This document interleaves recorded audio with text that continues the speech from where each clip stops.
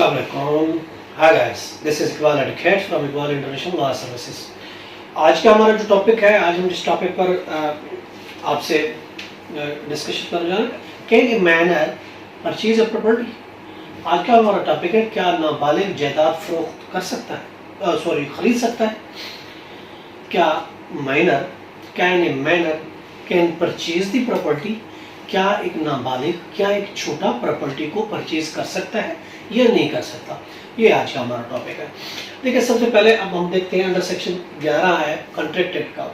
Contract act section 11 में clear दिया गया हो कि अब मुआहदा कौन कर सकता है, who is competent to make an contract, कि कॉन्ट्रैक्ट मुआहदा कौन कर सकता है। अब सबसे पहले तो हम ये देखें, देखिए मुआहदा करने के लिए सबसे जरूरी है कि मुआहदा करने वाला आकिल होना चाहिए, अकल होनी चाहिए, उसमें अनसाउंड माइंड नहीं होना चाहिए, साउंड माइंड होना चाहिए, एडल्ट होना चाहिए, ठीक है। और इसके अलावा कोर्ट ने उसको मुआहदा करने के लिए ना अहल करार ना दिया हो।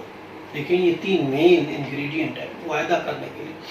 एक तो ये है कि वो एडल्ट होना चाहिए, एक वो साउंड माइंड होना चाहिए, दूसरा वो किसी कोर्ट ने उसको इनकम्पिटेंट करार ना दिया हो। तो इस हिसाब से अगर देखा जाए तो नाबालिग प्रॉपर्टी के लिए कोई मुआहदा नहीं कर सकता, प्रॉपर्टी खरीद नहीं सकता, ठीक है। खुद वो खरीदने से कासिर है, क्योंकि he is the incompetent, he is the minor. अब माइनर अलबत्ता ये है कि माइनर फादर के थ्रू नेचुरल गार्डियन अगर उसका है, थ्रू फादर वो प्रॉपर्टी को परचेज कर सकता है।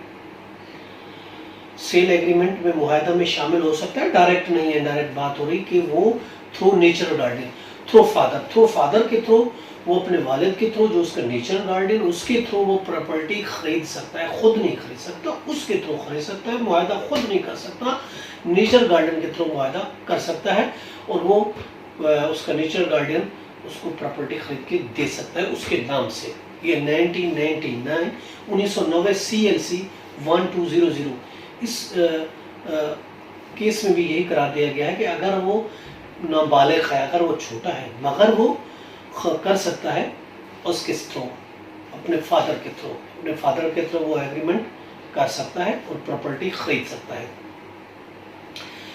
अलबत्ता ये याद रखें कि नेचुरल गार्डियन भी माइनर को कॉन्ट्रैक्ट करने के लिए बाइंड नहीं कर सकता।